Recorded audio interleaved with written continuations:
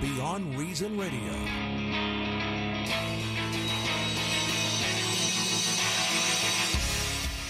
So I want to start real quick with an article I found from the Daily Wire that's pretty interesting, and it goes with something that I started with the show yesterday.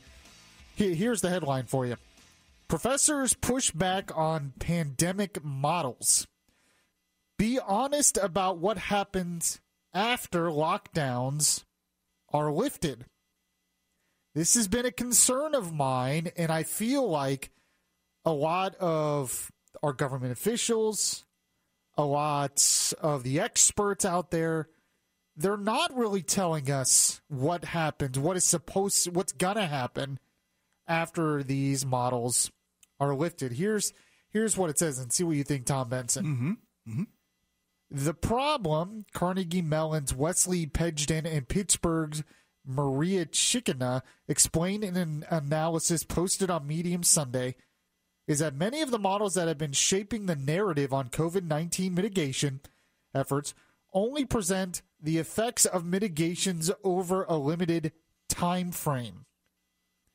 It says, in so doing, the models appear to show that extreme social distancing measures for a given period of time will save a large number of lives, but they often fail to show what happens after the measures are lifted. Mm-hmm. Here's what it says. There is a simple truth behind the problems with these modeling conclusions. The duration of containment efforts does not matter. If transmission rates return to normal when they end and mortality rates have not improved, this is simply because as long as a large majority of the population remains uninfected, lifting containment measures will lead to an epidemic almost as large as would happen without having mitigations in place at all. Makes sense. Remember yesterday I started the show, I said, what is the point of these mitigation efforts? Mm-hmm. Is the point to actually stop the spread, or is the point to delay the spread? And I haven't heard a good answer until I saw this article. It says the professors acknowledge that there can be real benefits in using mitigation efforts as a form of delay tactic, which was what I said yesterday. Mm-hmm. For example, we may hope to use the months we buy with containment measures to improve hospital capacity in the hopes of achieving a reduction in the mortality rate, they write. We might even wish to use these months just to consider our options as a society and formulate a strategy. This is exactly what I've been talking about for weeks now. And people like me have been blasted saying we don't care about lives. And I've just been merely pointing out that these discussions need to happen because when we open up the economy, is it going to spread again? Mm-hmm. This is Beyond Reason Radio. I'm your host, Michael Yaffee, the voice of reason in a world that is beyond reason. We are on till 8 p.m. tonight, special Wednesday night edition here. Wow. Right here on News Radio WFLA Orlando. Is there something special going on we should be aware of? Well, the truth of the matter is nothing is going on. Yeah. So I might as well just do this show another day. Speaking of nothing going on, Yeah. a lot of people are stuck at home now, and a lot of people are doing some online shopping and purchasing of things from various organizations.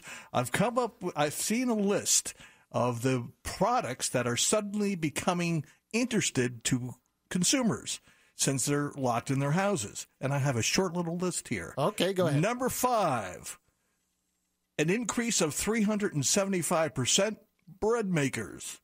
Yeah, that makes sense because a lot of stores were running out of bread initially. Sure. Plus, I mean, I have a feeling there's a lot of cooking items out there that are being sold out because people are staying home and cooking. Well, here's something that has nothing to do with cooking.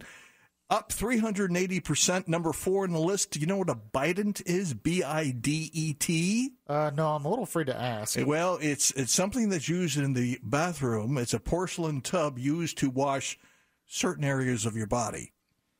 Okay, let's just go with that. Certain areas. Okay. That's number 4 in the Clean list. it up. Number 3 is powdered milk, up more than 500% in sales.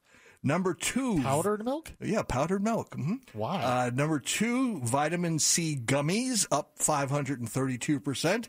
And the number 1 item suddenly on everybody's lists at home, dumbbells. Yeah, that makes it. Now, I already had a set of dumbbells. I was actually already working at home before all of this because it's just much more convenient for me, and I need someone to tell me what to do. Because when I started working out, I had no idea. Well, wait until you get married. You won't have that problem anymore. I meant it for working out, not in life in general, Tom Benson. Oh, okay.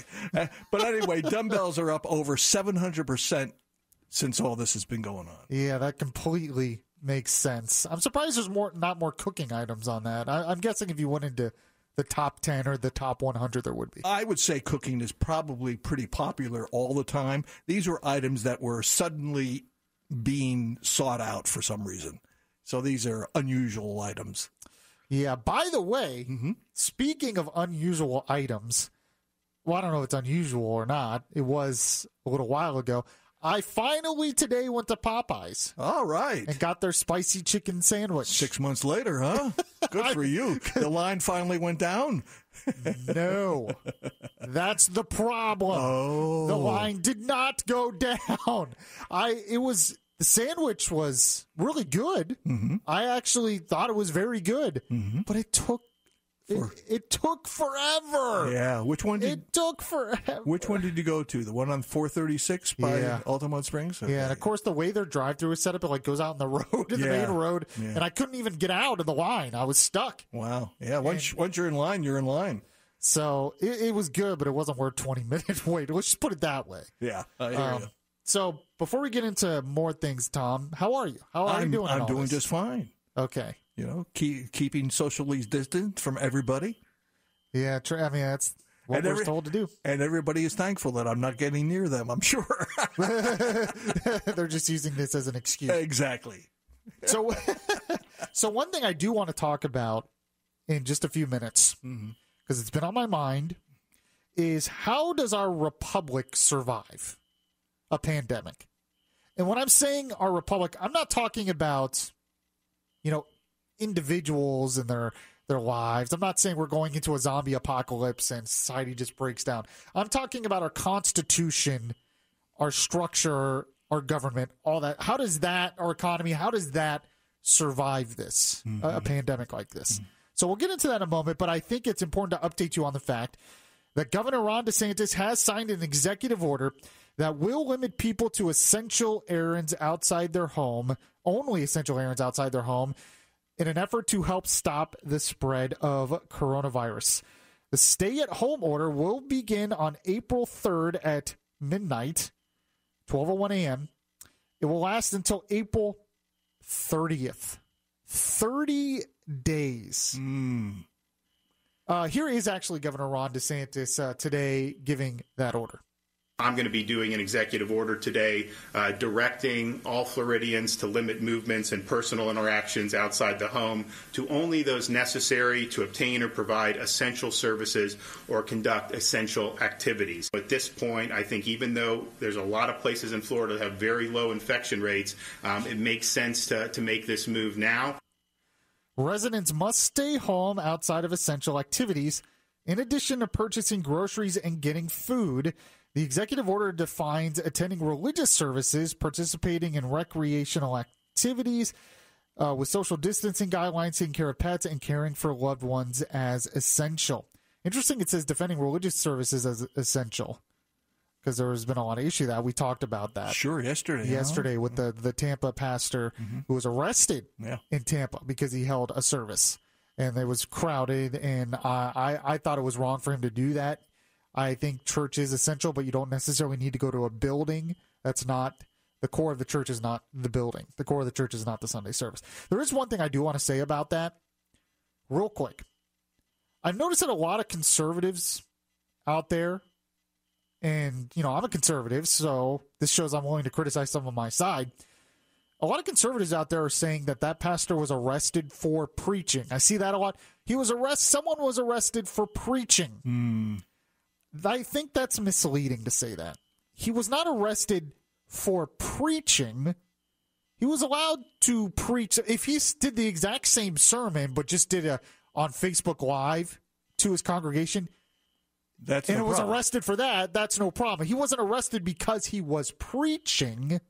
He was arrested because he held a service with a lot of people in one building going against social distancing orders. Now, you could disagree that he was arrested for that. I think arresting him goes too far, frankly. But when I see headlines, he was arrested for preaching. No, he was not arrested for preaching. He was arrested for holding the service going against the social distancing guidelines. It's important that we don't just gin things up for the purpose of ginning things up. We have to be honest about what's actually going on. I mean, the sheriff even said in the press conference after they arrested him that he's a man of faith himself. He's not arresting him for religious purposes. He just thinks he couldn't hold the service in that building. Now, Governor Ron DeSantis also made another interesting point today that I think needs to be talked about. And for some reason, when people like me talk about it, we're seen as insensitive and we just want people to die, which I think is a false choice, and I'm going to talk more about that later on in the show. But here is what the governor said. With the ability to test more, that's going to be a huge priority. At this point, all the mitigation that we could do, is done. There's parts of the state where, that's going to be tough medicine, but it's uniform, it's done. And now I think that the testing and really embracing as much as we can there is going to help provide us, the information that we need to be able to make good decisions, not only about how to fight the virus, but how we can eventually get people back to work. So he mentions there that we need more testing. We need to figure out a way eventually to have people get back to work. And he even said if this goes on for months, it's unsustainable to have everyone locked down for months at a time. In fact, originally it was just 2 weeks. Remember, 15 days to stop the spread, and that's all we heard. And we're going to do this, and we're going to get past this. Now, all of a sudden, we're hearing it's going to month. Are we going to hear then it's 2 months, 3 months? And when it gets to that point, are we going to, when we start having the conversation, okay, the economy's crumbling, we need to get back to work, are we going to be blasted even then? So I'm going to talk a little bit about that false choice later on in the show. But I have to talk about there's things that are happening in the world and could happen in our republic that concern me. How do we keep the republic going in the midst of all this? We'll get to that and much more. Remember, if you missed any show, you can catch the Beyond Reason podcast anywhere podcasts are available. We're on Facebook Live as well. You can like the Beyond Reason Radio Facebook page, and we will be right back. You want to listen to Beyond Reason Radio live on your smartphone? Download the Beyond Reason Radio app now. Available in the Google Play or Apple App Stores.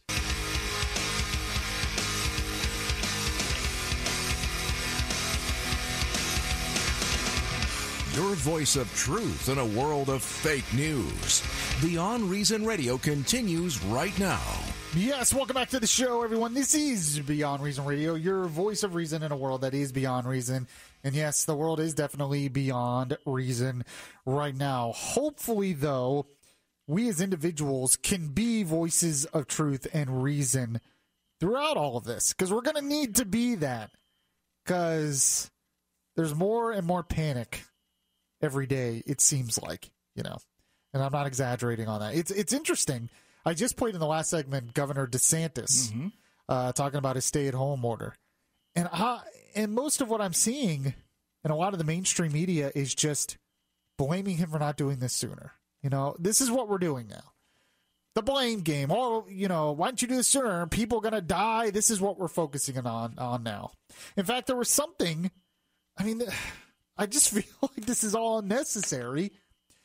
But this, apparently, an attorney named Daniel Uhlfelder, Uhlfelder, I don't know how to say it, filed a suit against DeSantis in late March in an effort to have the beaches closed now and then to have a demand for the shutdown order. Now he filed a notice that he wished to basically have Governor DeSantis deposed because of all this. I got this from Law News. Florida's Republican governor accused of botching COVID-19 response could be deposed. Really? You mean recalled from office? Yeah, I guess. Okay. It does not. It says filing a notice of taking deposition, however, does not automatically mean that the person targeted will or must appear to be deposed. DeSantis is likely to resist the court-filed notice, and there are various procedural measures he might employ to do so, such as filing an appeal or a motion to quash. His options require getting a court to sign off on them, yada, yada, yada. I just can't, Governor Ron DeSantis, I'm not even sure I agree with this shutdown order right now, but we should be happy that our leaders are not in a rush to shut down things and gain more power. The reason why he didn't want to do that is because you have to weigh the economic impact of this as well. I know people don't want to admit that, but if we don't start thinking about that, it's going to have dire consequences for our republic. I saw this today in the Associated Press. Mm-hmm. And this is happening in other countries, but it's concerning. It says here, dismantling democracy. Virus used as excuse to quell dissent. Now, it talks about this really happening in other countries. He's reporting from Serbia. It says soldiers patrol the streets with their fingers on machine gun triggers. The army guards an exhibition center turned makeshift hospital crowded with rows of metal beds for those infected. And Serbia's president warns residents at Belgrade's graveyards won't be big enough to bury the dead if people ignore the government lockdown orders. Just giving that an example of what's going on, where a lot of the populist leaders in Eastern Europe are starting to use this to gain more power. Mm-hmm. In European Union member Hungary, Parliament on Monday passed a law giving the Prime Minister's government the right to rule by decree. I heard that, yes. For as long as a state of emergency declared March 11th is in effect. And who declares when that's over with, huh? Exactly. There's just I guess, let's see here. In Poland, people are worried about a new government smartphone application introduced for people in home quarantine because it's a type of government surveillance. In Russia, authorities have turned up the pressure on media outlets and social media users to control the narrative amid the country's growing coronavirus outbreak. Moscow went on lockdown money, and many other regions quickly followed suit. And it goes on in some of these things. And the point is, it's amazing when you have a crisis how stuff like this can happen. So when people like me talk about these things and say, we still have to keep our republic, we still have to keep our freedoms even after all of this is done and it's concerned, all I usually hear is, you don't care about the sick and the dying and all of this stuff. And there's something else that's happening that's concerning me. This was originally in the New York Times. Headline here, celebrity culture is burning. Okay. Now, we are going to kind of poke fun at this a little bit at the end of the show for my Yaffee Laffee segment. Mm-hmm, mm-hmm. But this is actually pretty concerning. It says, America is in crisis, but celebrities are thriving. They are beaming into our homes, reminding us to stay indoors and stay positive as we're all in this together. When I watch their selfie public service announcements, I find my attention drifting to the edges of the frame, to the understated wall molding visible behind Robert De Niro's shoulder, to the Craftsman beams on Chopra's balcony, to equine wallpaper from Zoe Kravitz's crackling fireplace. So they do these videos out there, these stay-home concerts and all this stuff because they're quarantining as well. And people happen to notice, well, these celebrities have pretty nice houses. Yeah, sure. They're rich. Yeah. They're not doing too bad in all of this. And, of course, the reason celebrities are doing this is, A, they want to keep in touch with their fans. B, they have no other outlet for performance, if you will, and they can't go out and party. So they're stuck at home. They're stuck at home, too. Well, that's a good point. But I think a lot of them have good intentions. I think they want to. Mm-hmm. I'm not necessarily blasting them for wanting to do this stuff. Mm-hmm. They want to help people have something to do, some kind of entertainment during these times. They want to feel good that they're contributing to society. You are much more cynical about this than I am, Tom Benson. Staying home is my superpower, Wonder Woman star Gal Gadot reported from her walk-in closet. Ryan Reynolds urges fans to work together to flatten the curve from within his rustic loft. Jennifer Lopez posted a video of her family sheltering in the backyard of Alex Rodriguez's vast Miami compound. Says the public snapped. "We all hate you," was one representative response. Among the social impacts of the coronavirus is a swift dismantling of the cult of celebrity. The famous are ambassadors of the meritocracy. They represent the American pursuit of wealth through talent, charm, and hard work. But the dream of class mobility dissipates when society locks down. The economy stalls, the death count mounts, and everyone's future is frozen inside their own crowded apartment or palatial mansion. The difference between the two has never been more obvious, but this is what's really concerning to me. The hashtag Guillotine 2020 is jumping. Oh. Now, we all know what that is. The thing that cuts off your head. It's I don't know. What do you? How does this apply? It's a blade that comes down. It's like a blade. That's the word I was looking at. A blade. It's a blade that drops to like 40, 50 feet. Chops off your head.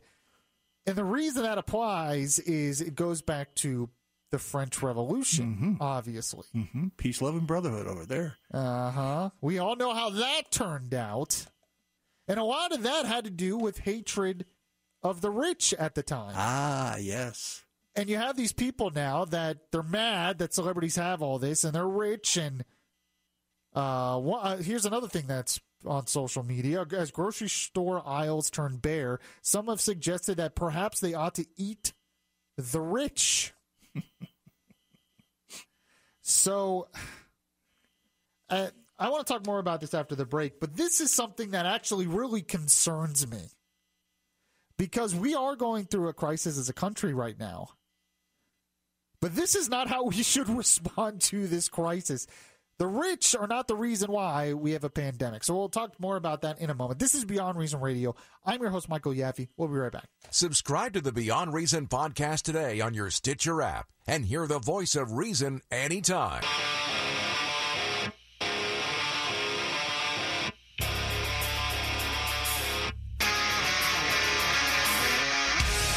Safe space for conservative thought, not for political correctness.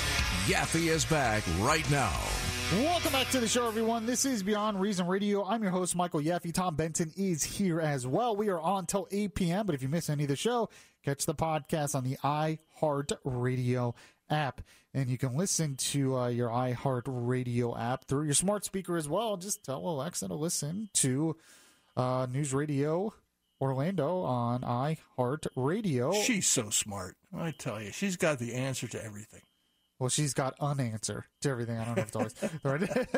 But, sorry, I'm kind of all over the place. There's so many things that are going on in my head, and I'm going through a lot of different stuff. But there is one thing that I wanted to point out here that I found very interesting. Earlier, we talked about the fact that Governor Ron DeSantis issued that stay-at-home order. Well, he said another thing today that fascinated me. Florida Governor Ron DeSantis issued a statewide lockdown order Wednesday after revealing coronavirus first started circulating in Miami during the Super Bowl in early February. Wow. So he thinks that a lot of this started at the beginning of February and has been circulating around Miami and possibly the rest of the state for a couple of months now.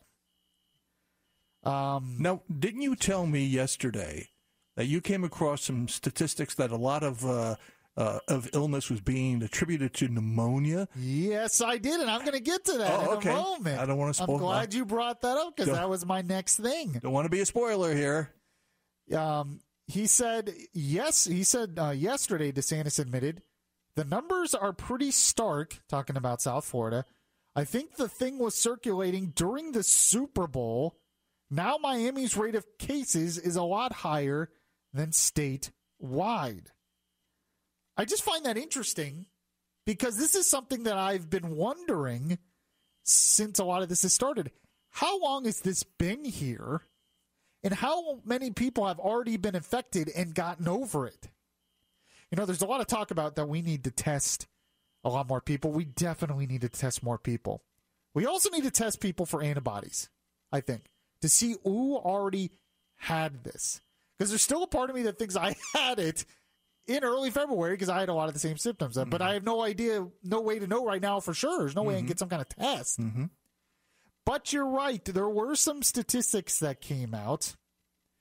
A guy by the name of Stephen McIntyre, he posted on Twitter, he went through CDC statistics from, basically they keep the number of how many people die of pneumonia, all the time in this country. And he looked at it up to week 10 of this year, week of March 6th. He said the latest values, the last week of these statistics, latest values in CDC sheet, implausibly low. Weekly deaths typically exceed 50,000.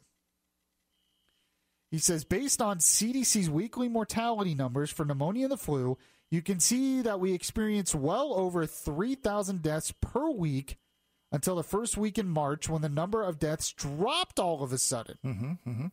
What that clearly indicates is that when we started testing for coronavirus that week, we discovered that many of those cases were indeed pneumonia. Were indeed not pneumonia.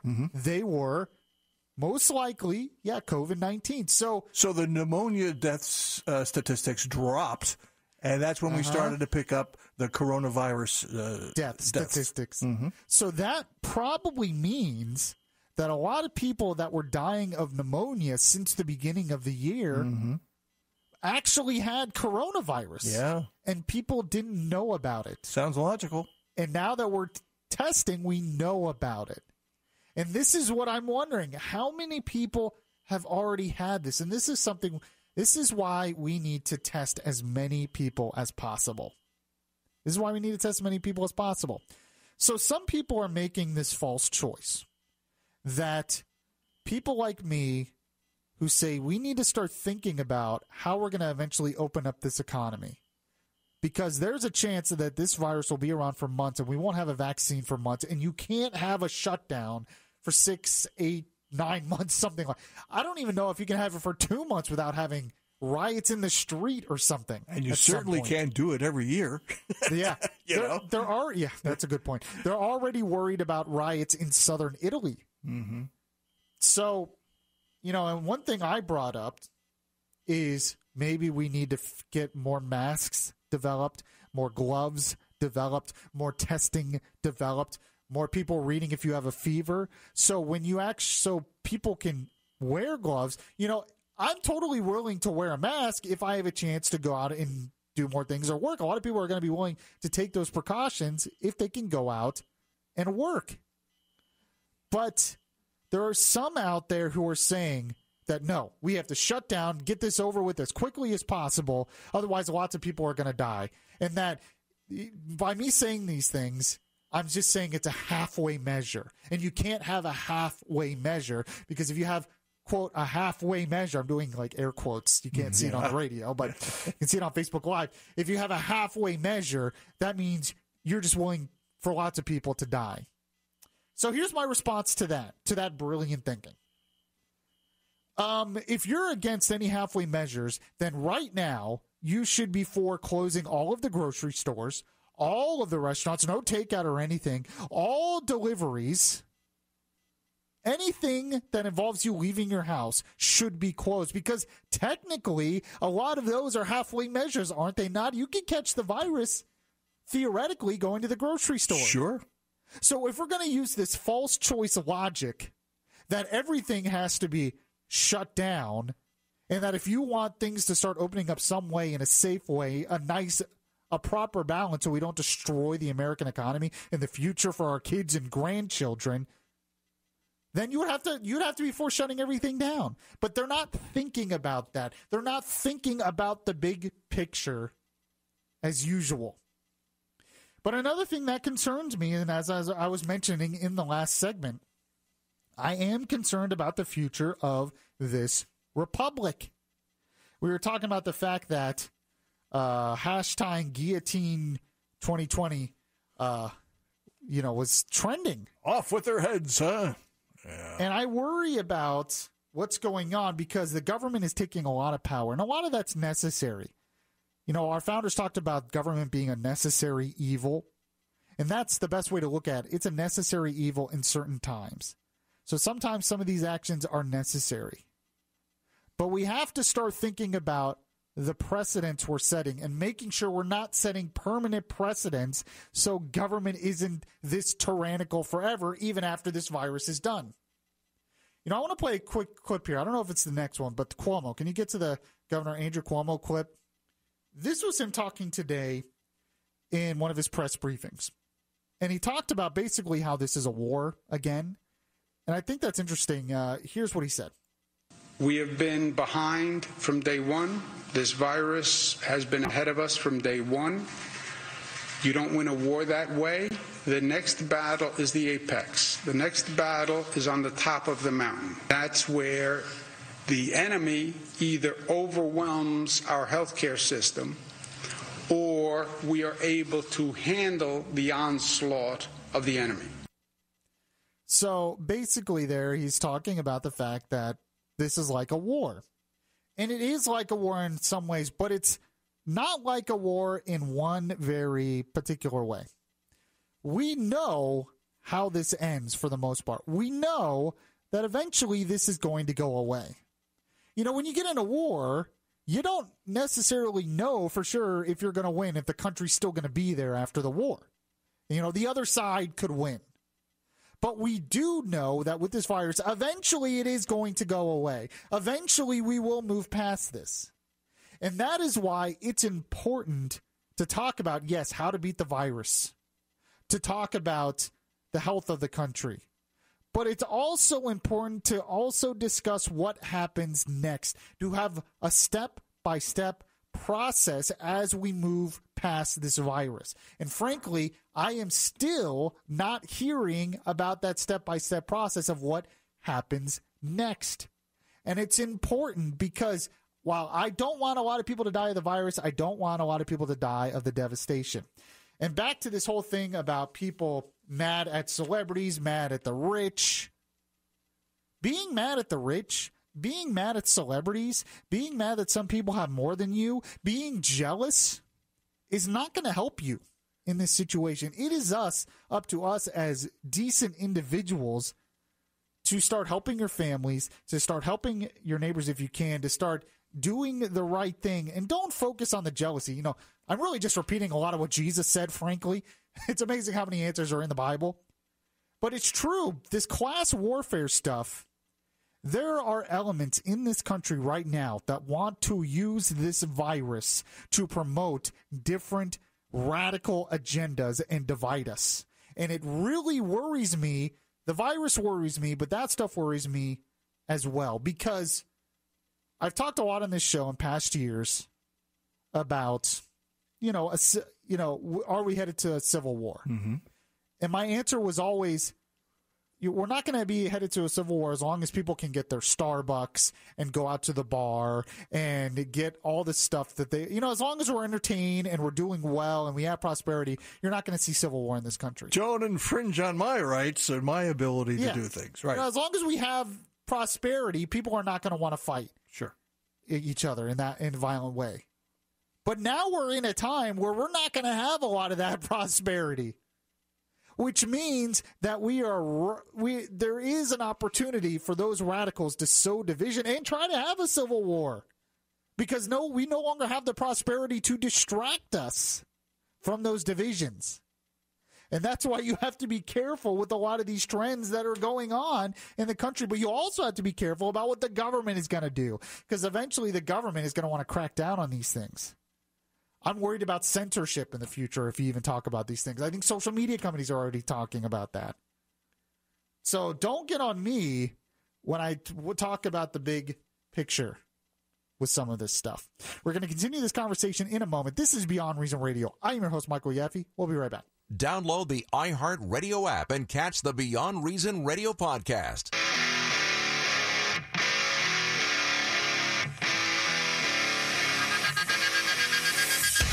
The place where we talk faith, culture, and politics. Beyond Reason Radio continues. Tom Benson, earlier in the show, you were giving a list of items. Unusual items that are becoming more popular because people are buying them online and they're stuck in the house. And the one item I called a bidet, and I didn't realize what it was or its where it originated from. Apparently it's French. Yeah, and it's bidet. Bidet. Yeah. And I've heard of a bidet before, and for some reason, when you said that, it didn't click that that's what you were talking. And I've seen them, but I didn't know. I never asked to say, "Hey, what is that?" It's not really something that's popular in the U.S. for some reason. It's my bidet. It is. It's those rich celebrities in their houses. We'll get to a Yaffee Laffee in just a moment, but I did want to go over something that I talked about last week. Remember when we were discussing Texas Lieutenant Governor Dan Patrick? Mm-hmm. And he went on Fox News and he said this. He said, "No one reached out to me and said, as a senior citizen, are you willing to take a chance for your survival in exchange for keeping the America that all America loves for your children and grandchildren? And if that's the exchange, I'm all in."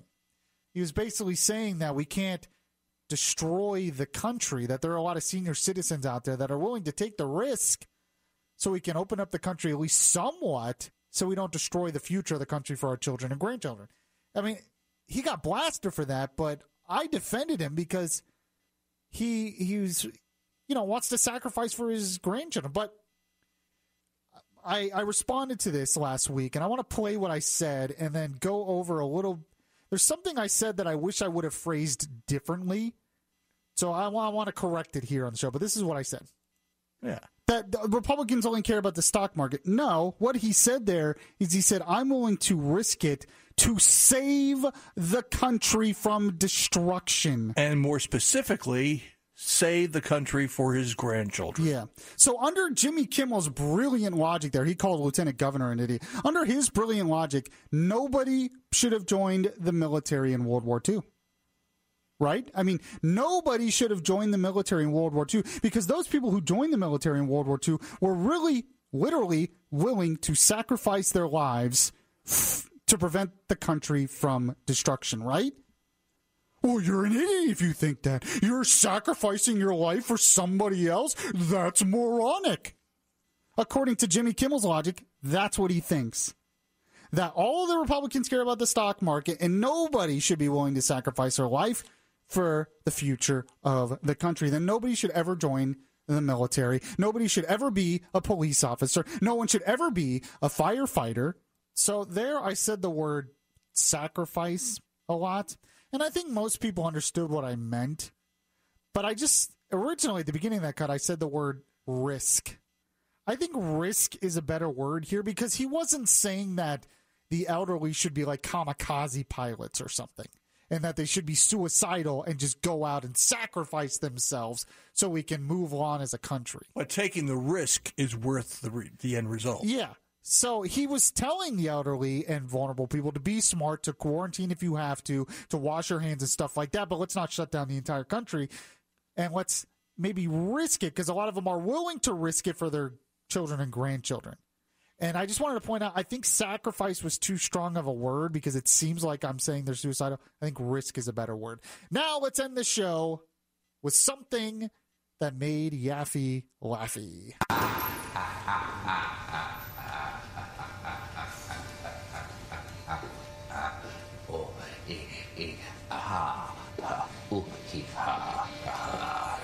So Conan O'Brien, one of those late night people, he's also broadcasting from home now. We were talking about how a lot of people are mad at celebrities because they're doing these videos from home showing their mansions. That's right. Conan O'Brien had a message for them. Hey, let's face it, there's a lot of anger out there at this moment towards celebrities. Why celebrities are posting videos from their homes And a lot of them have very beautiful, spacious mansions, and they look out of touch, telling us, hey, chill, it's all going to be okay. And then you see how they live, and it's just insane. I just want to tell all my celebrity friends, be careful about that, okay? Try and just be sensible about what you show in your home. I don't worry about that. I have a simple home, a nice home, but a simple home. And I'm proud of it, but nothing too opulent. Okay, now that I got that message across, I wanted to do something fun today. I've been practicing magic during this quarantine. Simple little magic, but it's kind of fun and sweet. And I've been working on something with a trick coin that I ordered through the mail. It's really fun. Let me do it for you right now. It's a funny little trick coin bit. You know what? I don't know where I left the coin. Let me quickly check out in the hallways. Hello? Has anyone seen my trick coin? Any of the servants seen an errant trick coin? No? We'll just check the other hallway. You gotta go watch the video. It's even better. Hello, Jeeves? Jeeves, have you seen my trick coin? I was going to entertain people with my trick coin. Coin. The Big Echo House. Yeah. I know where I can check. The bathroom. I don't see it here. I had that trick coin. I usually practice on the toilet. Maybe I'll check the solarium. Yes. Any of the gardeners see my trick coin? I was going to you can get out of this. Yeah, go watch the whole thing. It's online pretty much everywhere. It's a pretty funny response. He goes, you see, different rooms in the background, and it's like a big man. It's pretty funny stuff. So at least they didn't go to the servants' quarters. Yeah. No, the servants are all quarantined. They're all in their small rooms. Thank you for listening to another edition of Beyond Reason. If you missed any of the show, catch the podcast wherever podcasts are available. As usual, it's on Facebook and YouTube as well. And, I'll see you guys again tomorrow.